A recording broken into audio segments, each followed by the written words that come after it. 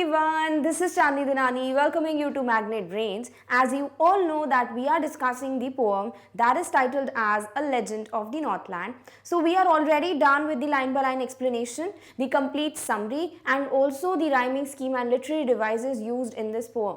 But now we need to see the different NCERT questions that have been asked in this particular book.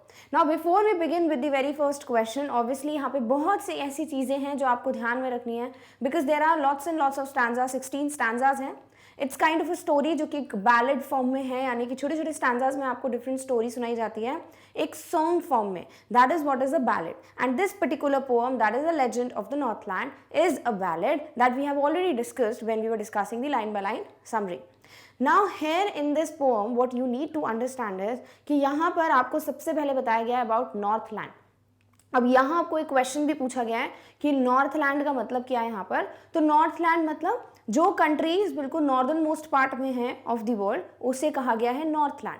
अब ये countries जो हैं यहाँ पे बहुत ज़्यादा ठंड पड़ती है, it's extremely cold during winters. तो वो कौन सी कंट्रीज़ हैं आप स्पेसिफिकली उन्होंने यहाँ पे दिया नहीं है कि कौन सी कंट्री की बात हो रही है, बट हम यहाँ पे 2-3 एग्जांपल्स देख लेंगे कि ये कुछ कंट्रीज़ हैं जो कि उन्होंने नॉर्दर्न मोस्ट पार्ट में पाई जाती हैं. सो वी थिंक कि इनमें से कोई एक कंट्री हो सकती है. क्लियर. नंबर 2 यहाँ पर ये जो चीज़ बताई गई है अबाउट द स्टोरी जो किसकी है, सेंट पीटर और एक ओल्ड वुमन की. तो आपको ये दोनों कैरेक्टर्स के नाम याद रखने हैं. That this story is about Saint Peter who is one of the disciples और followers of Lord Jesus Christ and जो नंबर 2 कैरेक्टर है that is the old woman जिनकी एक केक स्टोर है. तो ये पूरी स्टोरी जो है किस तरीके से होती है फर्स्ट कैसे वो लेडी क्या करती है, सबसे छोटा केक बनाने की कोशिश करती हैं. फिर जब वो केक को देखती हैं तो वो उनको बहुत बड़ा लगता है. देन वो अगेन क्या करती है, डो नीड करती हैं, वो अगेन गाटा घूमती हैं जिसे आप नीडिंग कहते हो. और इस बार वो कोशिश करती हैं कि जो भी केक उन्होंने बनाया था उससे थोड़ा छोटा बनाए. But when she is about to bake the cake she is of the view कि this cake is also same as that of the previous one.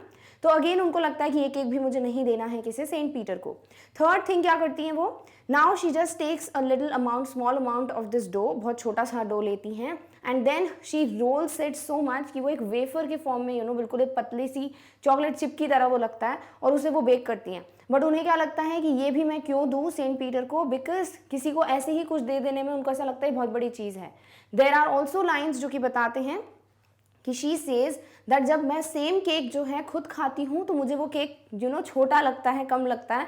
But अगर मैं वही केक किसी को ऐसे ही दे दूँ, जैसे कि अगर वो सेंट पीटर को देने की बात कर रही हैं, तो मुझे लगता है कि वो केक बहुत ज़्यादा बड़ा है. तो ये उनकी थिंकिंग थी. तो इसलिए वो क्या करती हैं, फाइनल केक भी जो बेक होता है उसे शेल्फ पे रख देती हैं. So this is how we see that this lady is so miser, she is very selfish, she is very greedy. और इस वजह से वो जो है ये एक भी केक क्या तो छोटा सा पीस भी नहीं देती है सेंट पीटर को, हु इज़ द पर्सन जो कि इतने हंग्री हैं बिकॉज ही वॉज फास्टिंग. तो वो जो है ऑलमोस्ट फेंट होने वाले हैं. But then too she is not able to realize the fact that this person is feeling so much hungry. और वो इतनी ज़्यादा बोल सकते हैं कि उनको चक्कर आ रहे हैं, डिजीनेस फील हो रही है, और फिर भी वो नीड में जो पर्सन है उसकी वो हेल्प नहीं करती because she is a selfish lady.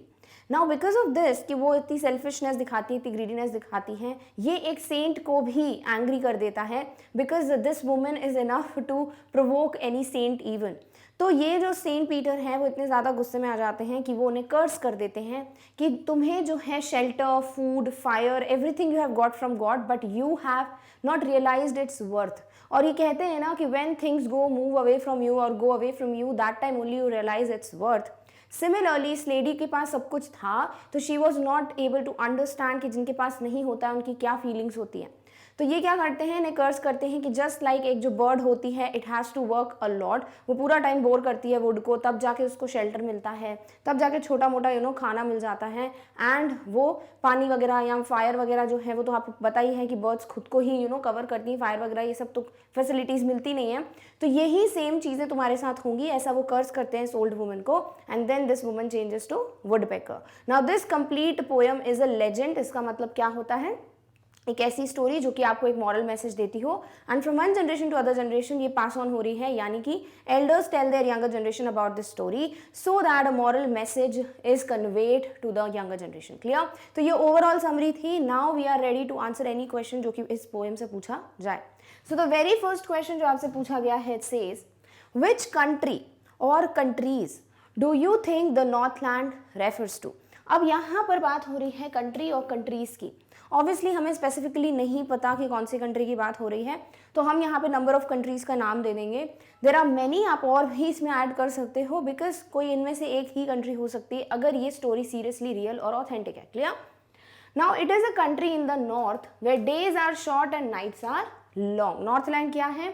तो अगर हमें नॉर्थलैंड के बारे में जो लेजेंड में बताया गया है उससे पता है, एंड ऑल्सो नॉर्मली भी हमें पता है कि नॉर्थलैंड जो है वहाँ पे जो भी कंट्रीज़ हैं वहाँ जो सन रेज है they fall for a limited duration, that's why the days are very small and the nights are very long. Now it may refer to any of the countries among Greenland, Norway, Russia, Canada, etc. बहुत सी countries हैं जहाँ पर same conditions देखी जाती हैं.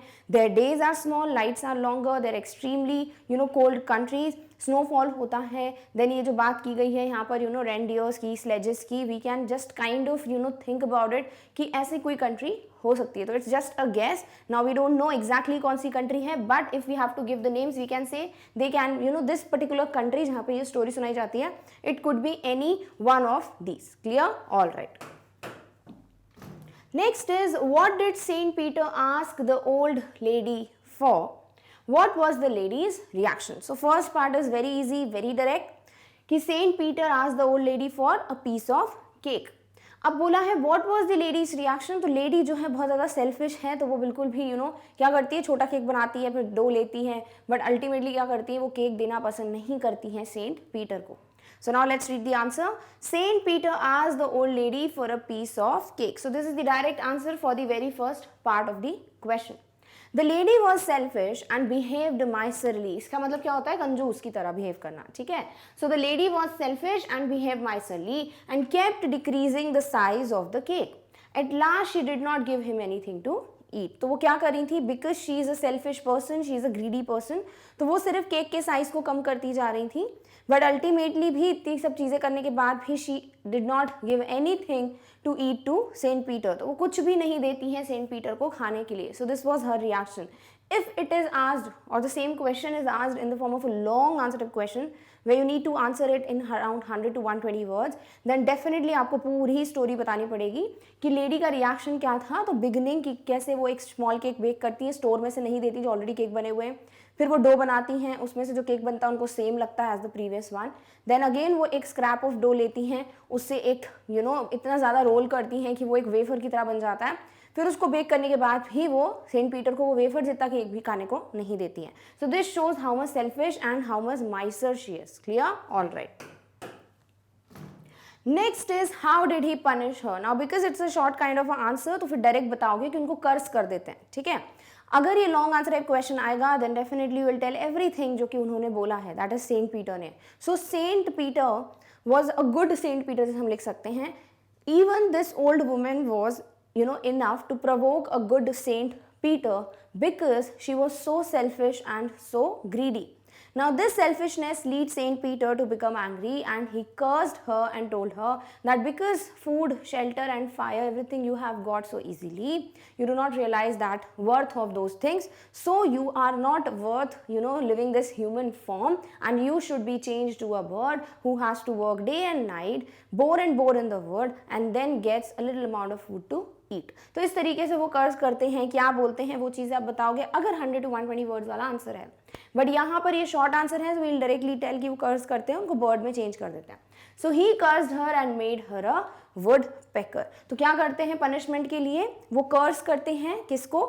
इस lady को, Saint Peter, और फिर उनको वुड पेकर में चेंज कर देते हैं. Clear? All right. How does the wood packer get her food. Normally पूछा गया है कि वुड पैकर जो उसको खाना कैसे मिलता है.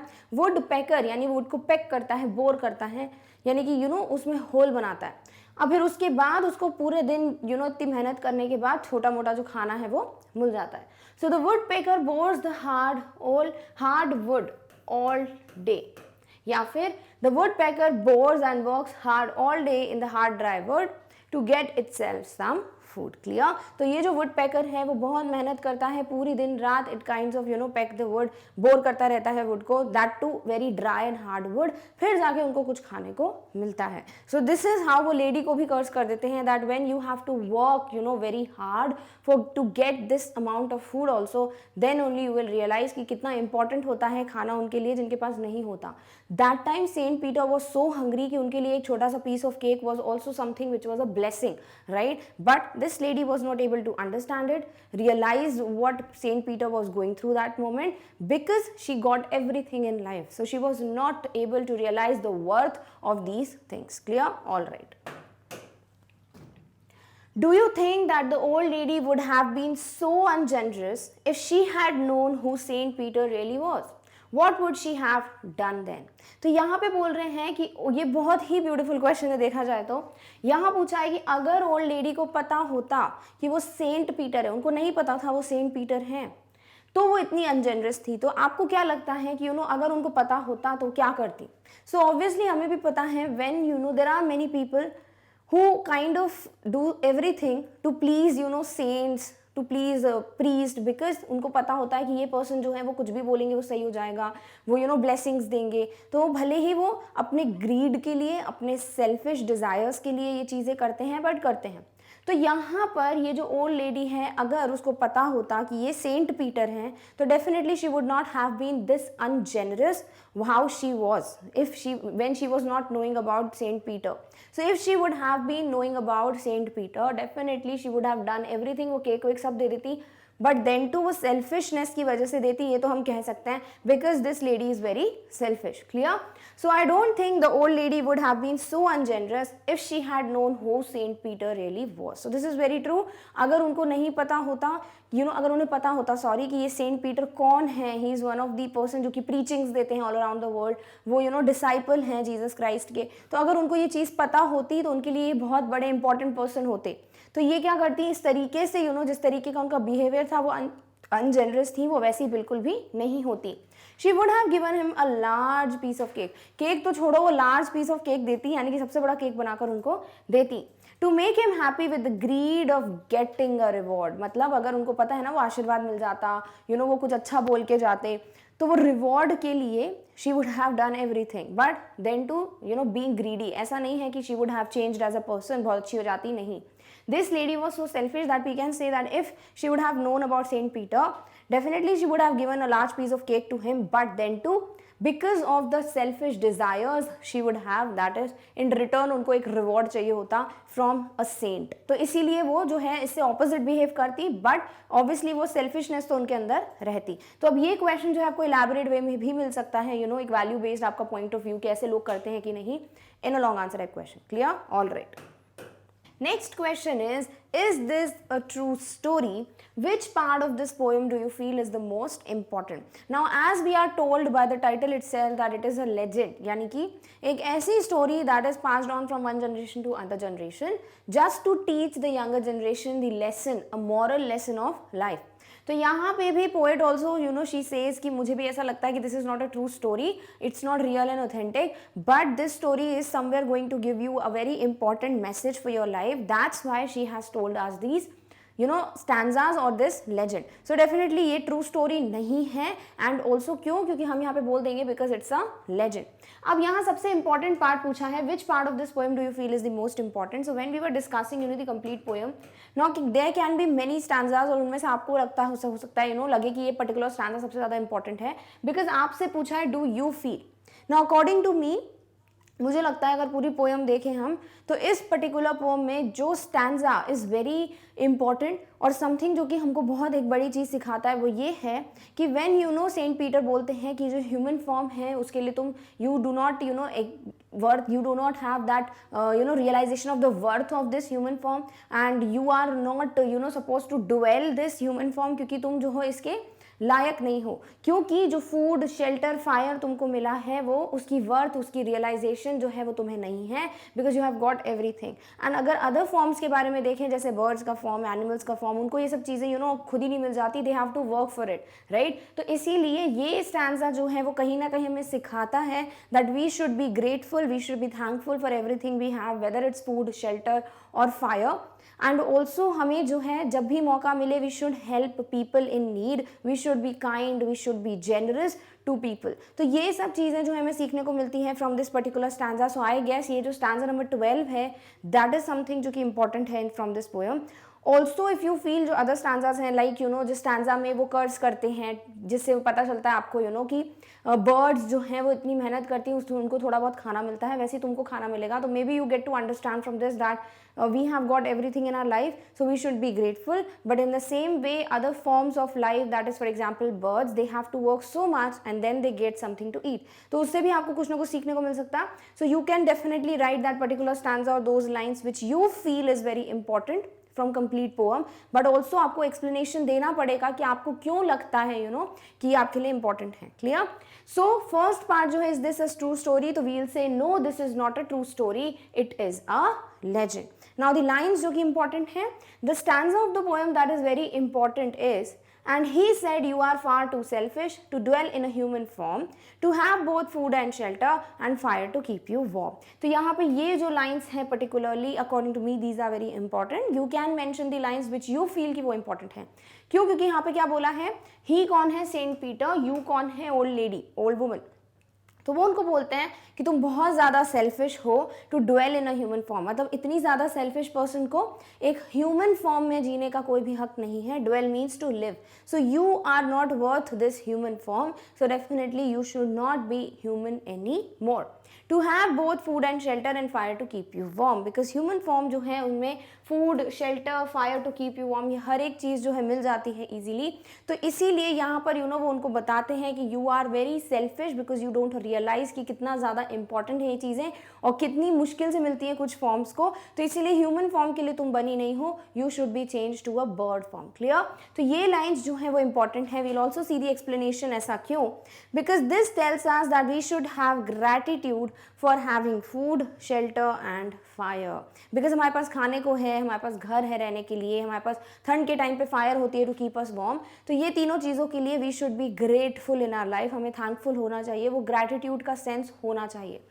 And we should be kind and helpful to people. और इस चक्कर में ये भी समझ आता है that we should be helpful, we should be kind, we should be generous towards people, because this is something जो कि हर किसी के पास नहीं होता है. And if we have got these basic necessities of life then definitely we can help a person जिनके पास ये सब चीज़ें नहीं हैं. So this stanza somewhere teaches us very important message and that's why these lines are very important from this poem. Clear? All right. Next is what is a legend, why is this poem called a legend. अब legend क्या है, उसको क्यों बोला गया है, हम already discuss कर चुके हैं, but now we have again this particular answer, जिसकी वजह से now you will be 100% clear कि what is a legend and why this is called as a legend of the Northland. So a legend is a traditional का मतलब होता है कि जो सॉर्ट ऑफ कल्चर का पार्ट है जो हमेशा हर जगह फॉलो किया जाता है.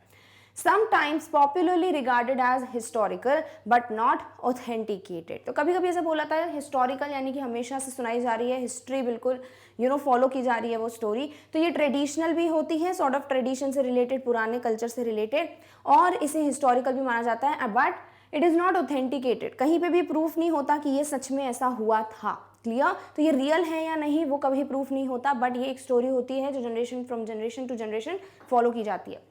The title of the poem tells that it is a legend, and also a legend usually imparts some morals or message, and at this poem also imparts the message of generosity. तो सबसे पहली बात तो इसे legend इसलिए कह सकते हो because title खुद बोलता है क्या है legend of the Northland. क्यों बोलते हैं? Because legend somewhere imparts or gives you or conveys you a moral message, and this poem also gives us a very big and very important message, that is the message of generosity, that we should be generous, we should be kind, we should be helpful towards people.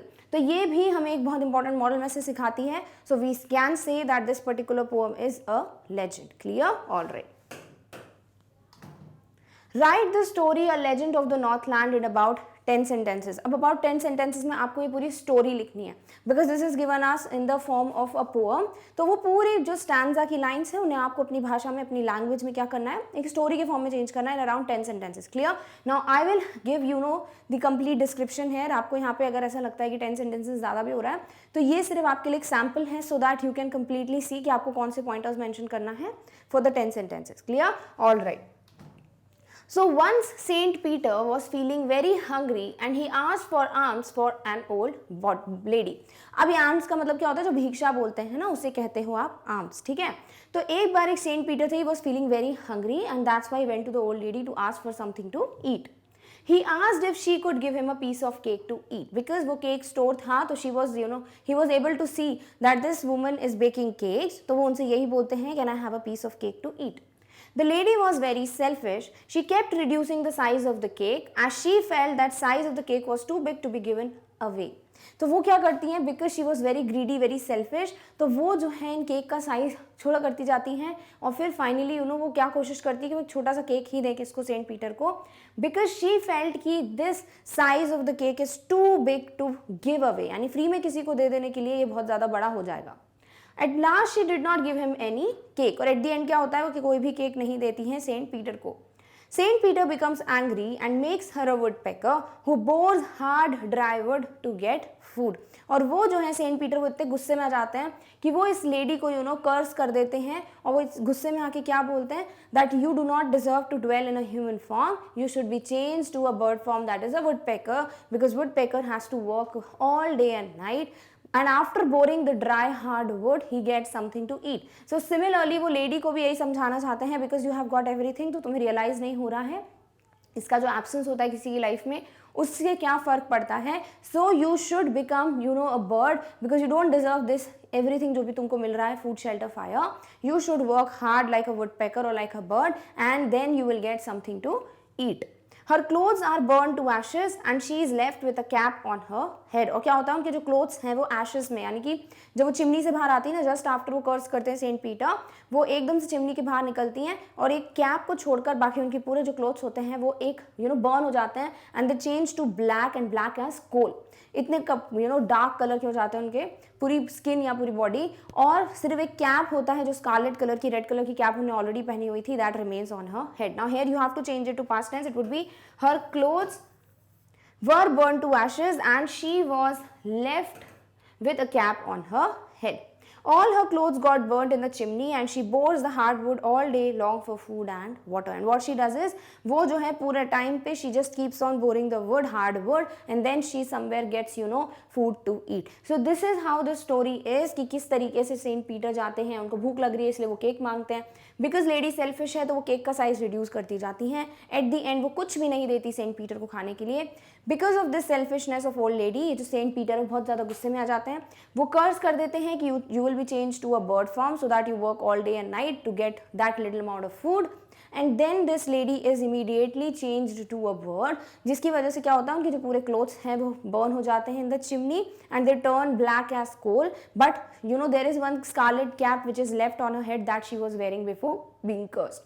And this is how she works all day long, all night she works so hard and then she gets something to eat. So this is the complete story जो कि पहले poem के form में थी. now अगर story के form में होती तो कैसे लिखना है, that is the exercise. Clear? All right. Next is let's look at the words at the end of the second and fourth lines. यानी कि जो stanzas हैं उनमें जो second और fourth line है वो क्या कर रहे हैं, जैसे हमें पता है यहाँ पर A B C B ये क्या थी, राइमिंग स्कीम थी जो कि हम ऑलरेडी डिस्कस कर चुके हैं in the topic literary device used in the poem A Legend of the Northland. Now when we see the complete rhyming scheme, it is ABCB throughout the poem. इसका मतलब ये वर्ड्स तो अलग जाएंगे but ये जो सेकेंड और जो फोर्थ लाइन के लास्ट वर्ड्स हैं दे आर राइमिंग. क्लियर? तो इसीलिए यहाँ बोला है कि end second and fourth. Clear? तो ये सेकेंड लाइन का एंड वर्ड, ये फोर्थ लाइन का एंड वर्ड, इसीलिए यहाँ पर ये क्वेश्चन में गिवन है. Done. Snows and clothes, true and you, below and know, यानी क्या कर रहे हैं, ये राइम कर रहे हैं.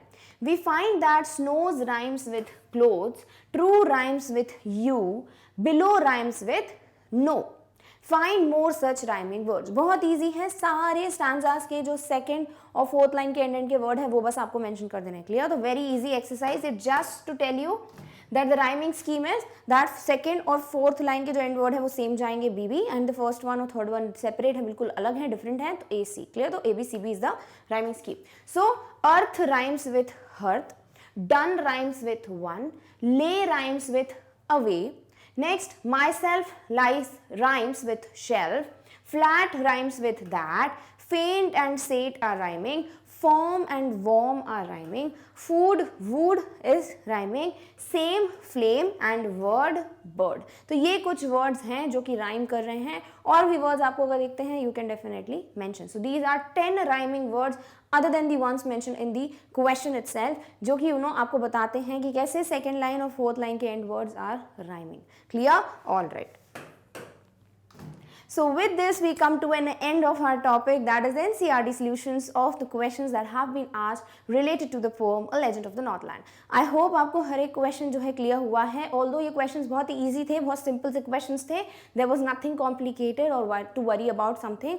सो आई होप आपको सारे क्वेश्चंस क्लियर हैं। बट ऑल्सो इस पूरी पोम पे बेस्ड कौन कौन से different value based questions possible हैं, थीम क्या है, टाइटल क्यों लिखा है, that we have already discussed when we were discussing the line by line explanation and summary of the poem. Clear?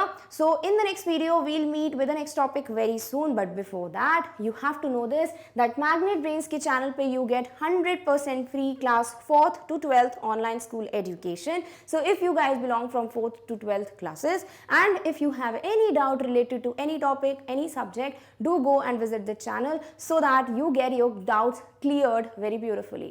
Now in the next video we'll meet with the next topic very soon. Till then take care of yourself, और इस topic की notes की link आपको description box में मिल जाएगी। Thank you so much for watching, bye.